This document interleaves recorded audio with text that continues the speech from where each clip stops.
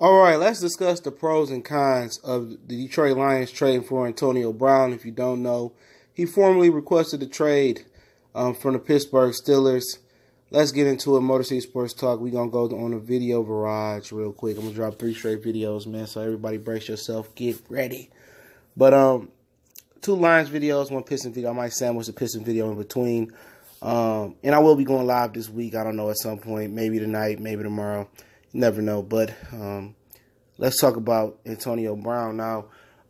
We talked about him before, and my stance hasn't changed. But before, if you don't know my stance, but let's talk about what would be the pros of bringing in Antonio Brown. Let's start on a positive note.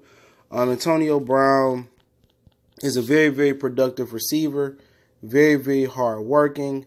Like I said before, man, I'm always going to love a hard-working wide receiver that works as hard as Antonio Brown. He works very, very hard. Story is tough. He's 30 years old, from Miami, Florida, 5'10", 181 pounds. But at the end of the day, you know, at 30 years old, he'd be 31 July 10th, so he'd be 31 besides when the new year starts.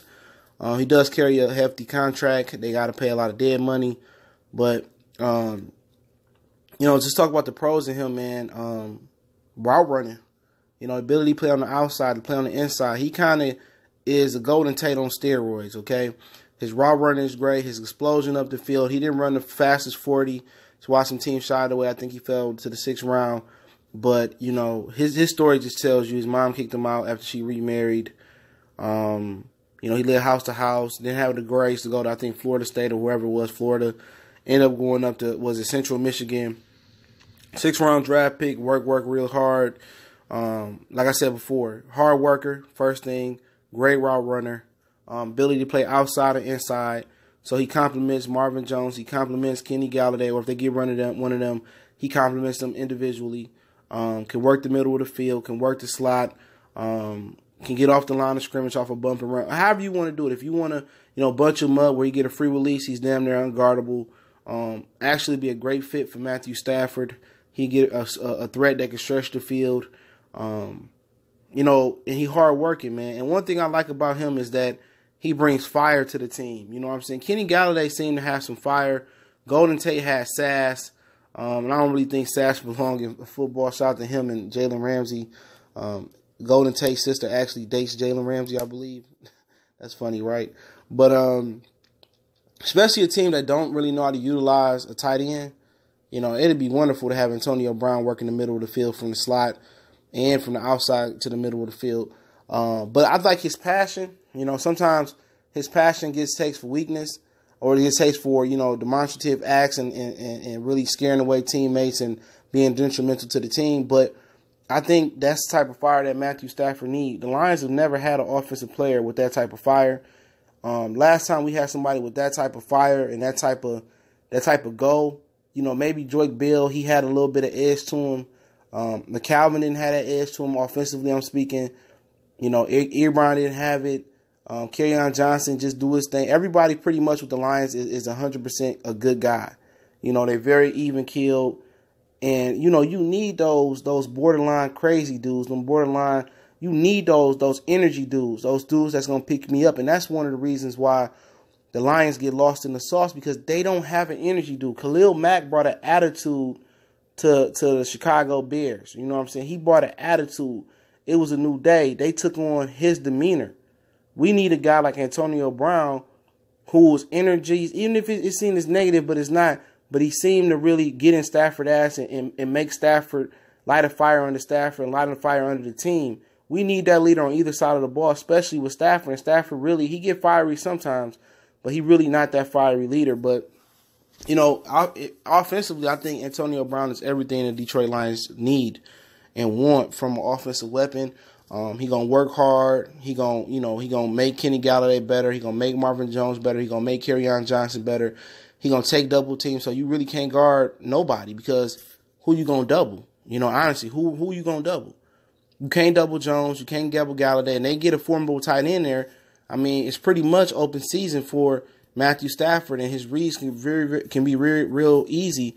And for a small guy, Antonio Brown give you a great window and great confidence in receiver that's going to go up there and get it. Now, the cons of Antonio Brown is that he's a diva. He's all about him and this and that. And that could have just be with the Pittsburgh Steelers. If Matt Patricia laid down the law like Bill Belichick would, I don't think you see Antonio Brown jumping out of character. I think he was allowed to be himself by Mike Tomlin. Mike Tomlin is a player's coach. Patricia seems to run a tight ship. So I don't really think that would be an issue, him being a crybaby and not getting the ball. But the thing is, like, you got to pay him a lot of money. The Lions got money, but the Lions are a very frugal organization. Another kind is just not them being frugal, is that they don't take chances on guys that's not high character guys. They want all high character guys. And no team wins a championship with all high character guys. You go to the Los Angeles Rams and Ndamukong Suh, he wasn't a high character guy. Dante Fowler wasn't a high character guy. Marcus Peters had problems, and Talib had problems. I mean, you had a few guys on that team that had problems with character. You know what I'm saying? You go to the Patriots, Julian Edelman failed the drug test. He had character issues. Tom Brady with the cheating thing, he had character issues. The coach, Bill Belichick, with cheating and recording practices, he had character issues. You know, going back to Hernandez, he had high character issues. They took a chance on him. You know what I'm saying? The list goes on and on. Randy Moss. Talib they had over there. Darrelle Revis had some type of character issues, which people thought he was lazy and, you know, what I'm saying about him, not bad character issues, but with his uncle and stuff. You know, how they wanted so much money. You know, they took chances on those guys. Chad Ochocinco, a.k.a. Chad Johnson. You can't win without some type of edgy guys and guys that got character issues. You have to have an organization that supports them and that's going to, you know, really keep them on the path and not lead astray. You have to be an organization that builds character guys up as well, too, and repairs their character. And the Lions don't believe on, if you got character issues, they don't believe on drafting you. You know, so that's the biggest kind right there. We're not even getting to the money. And they're a very cheap organization where they don't want to spend money. They want you to come down there. They want to raise beer prices. They want to raise parking prices. They want to raise tailgate prices. They want to raise seat prices. They want to do all that, but they don't want to raise their expectations, you know, to match their prices when we go down there and watch the Lions play. Everything is sky, giraffe pussy high. You know what I'm saying? But they don't want to, you know, go out there and spend money on a full team. They don't want to go out there like Los Angeles went out there this year and went for a Super Bowl. The Lions have yet to do that. The Ford has yet to do that. So before we even get to any of the other kind things about it, we already stuck on the character issues and we already stuck on the money issue. So really, I could stop the conversation in the video, close it out there. But then again, he'd be 31 by the time the year league started. His contract is very fruitful for him. So do you expect him to fall off, get old at any point in time? We heard Mike Tomlin say they're going to put up with Antonio Brown in the past until, you know, his talent, you know, is indicative of not being able to live up to that contract. So, you know, will he fall off? Probably not. Anybody that's a route technician like him and other guys that's really hard working and take care of their body, don't abuse their body, I really won't worry about that. Because at the end of the day, I think he's going to age gracefully because he's going to be able to run routes. He's going to be able to play with his mind. His game has really never been predicated on his athletic ability. I think he ran a 4.5. So he gets open by separation and timing routes and being able to come out of breaks. And that's the thing about it. But then you have the little domestic violence thing where he pushed his girlfriend. It didn't amount to nothing. And then you got where he threw the couch out the window because somebody robbed his house of a gun and some cash and almost killed an infant by a pool. He had to deal with that. So you got some issues, but every player got issues. You never know what a player done that's been closed under the wraps or that's been gone, that they erased in college. So you really don't know. I hate people that just say, oh, I judge him by his past because he did this and that. You know, it's players on your team that just never been caught or never been tried in a court of law. So when you really start saying we only want high character guys, well, you really don't know this dude. As much thorough work as the NFL and private investigators do for the NFL, you really don't know these dudes, you know, because shit can be covered up. They can done. I mean, just like every day, you can hire somebody that don't have a record, but shit, he can be out there had 10 bodies on his resume, but he just never got caught.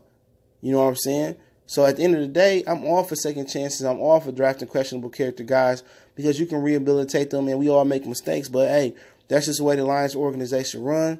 That's the way white collar America think in the NFL.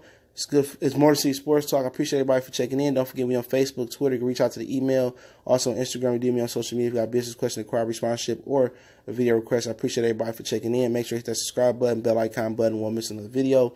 Blessings to you and yours. And don't forget to check out my other channel, Goodfellas Sports TV. Check it out one time for the one time. Let me know